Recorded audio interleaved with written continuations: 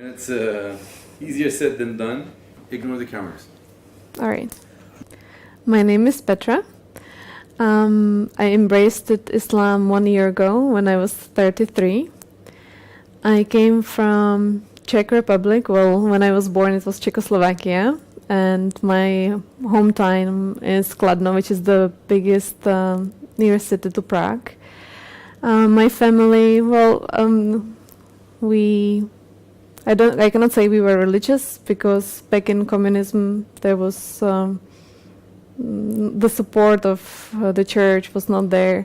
So people who wanted to be religious, they were practicing mostly at home and not openly. So in our family, we were celebrating Christmas and Easter, but we didn't know, or I was not taught how to pray.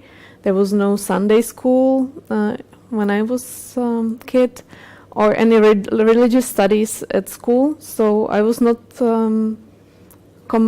exposed to any religious activities. We didn't go to church even during Christmas. It was just a family gathering and happy times when we were exchanging gifts. The first time I got exposed to religious people and people who were praying was when I came to UAE. That was in 2007. And I was working in an airline.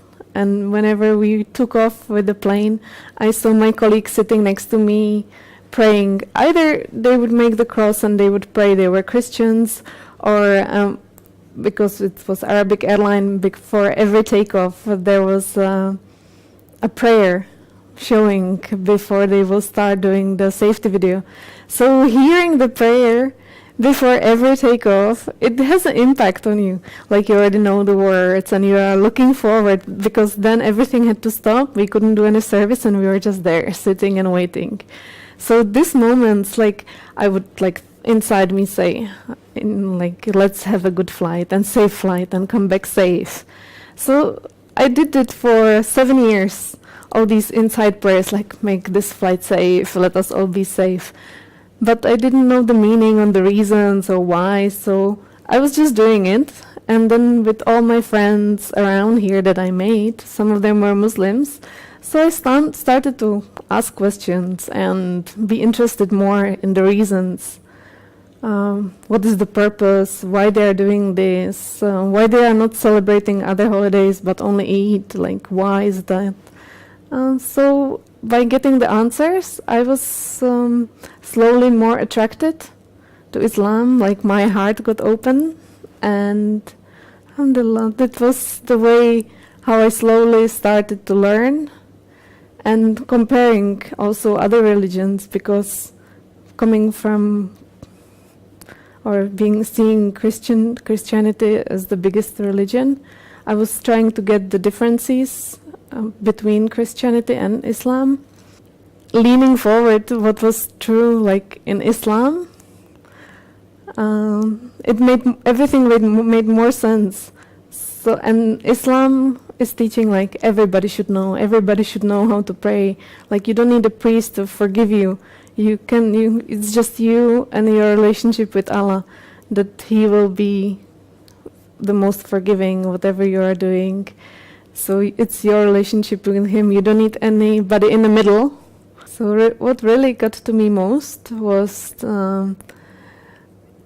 by learning the differences between Christianity and Islam, finding that Christianity divided into multiple categories, having different sects, and Islam stayed the original one since the beginning. It didn't change.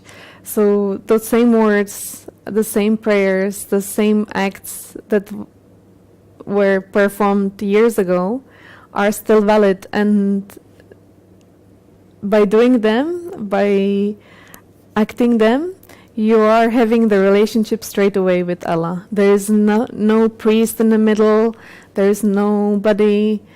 You just need the Quran, you just need the book, you just need to read and educate yourself, and the guidance comes straight away. Of course, you might have some questions, you might need some help, and the imam from the nearest mosque or Islamic center is there for you to guide you or explain to you further if you have questions. But once you learn it, once you start practicing it, then you can go ahead and you don't need any more of guidance how to do it properly. Only maybe just to refresh yourself if you get lost again.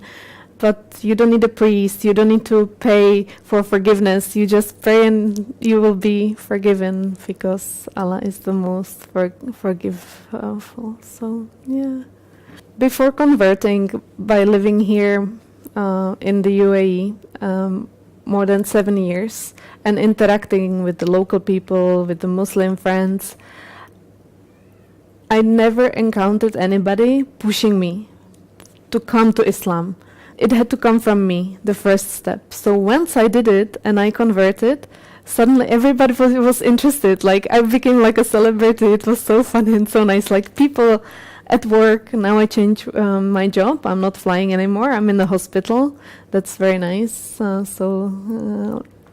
Before converting, my concerns were, of course, for my family, how they would accept it.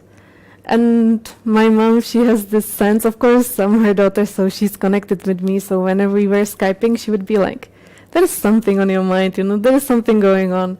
What's happening? And when I talked to her and I explained to her my feelings and what I want to do, even before, she would be like, you're adult, it's your life. If this is the way that you need to live your life, then you have to do it. You cannot hold back and then say, we didn't encourage you.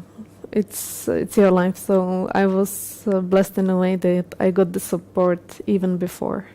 This is my new life. I want to be a good person. Like nobody will say, "Oh, do you really want to be a good person?" No, nobody. You just need to make the first step, and everything will fall into place.